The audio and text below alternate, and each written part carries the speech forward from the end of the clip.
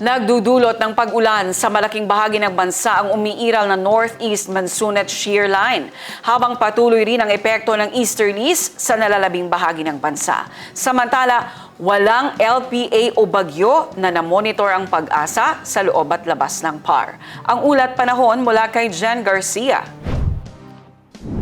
Sa weather bulletin mula sa Pag-asa, makikita sa ating iWeather Center na magdudulot ng maulap na kalangitan at kalat-kalat na pag-ulan sa malaking bahagi ng Southern Luzon, Palawan, Visayas at Mindanao ang shear line.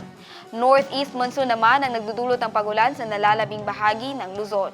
Habang maaliwalas sa panahon ang nararanasan sa nalalabing bahagi ng bansa, pero asahan pa rin ang mga pag-ulan na dulot ng isolated thunderstorms. Samantala, wala namang nakikitang LPA o bagyo ang Pag-asa sa loob at labas ng Philippine Area of Responsibility. At para naman sa magiging lagay ng ating panahon bukas, sa Cotabato City maglalaro ang agwat ang temperatura sa 23 to 33 degrees Celsius at nasa 30% ang chance of rain.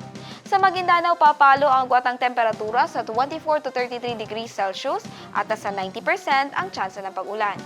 Sa Cotabato Province, maglalaro sa 22 to 30 degrees Celsius ang agwat ng temperatura at 70% ang chance ng uulan. 26 to 32 degrees Celsius naman ang magiging agwat ng temperatura sa Davao City bukas at 60% ang chance of rain. Sa Cagayan de Oro City, papalo sa 23 to 30 degrees Celsius ang agwat ng temperatura at 60% ang chance ng pag-ulan.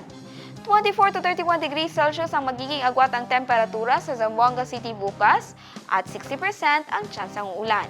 Ang Lanao del Norte papalo bukas sa 23 to 31 degrees Celsius ang agwat ng temperatura at nasa 90% ang chance ng pag-ulan. Habang sa Lanao del Sur naman ay makakaranas ng 22 to 29 degrees Celsius ang agwat ng temperatura at nasa 90% ang chance of rain. Ang araw ay sumikat kaninang 6:21 ng umaga at lumubog ng 5:39 ng gabi. At yan ang latest mula sa ating iWeather Center. Jen Garcia, iMinds, Philippines.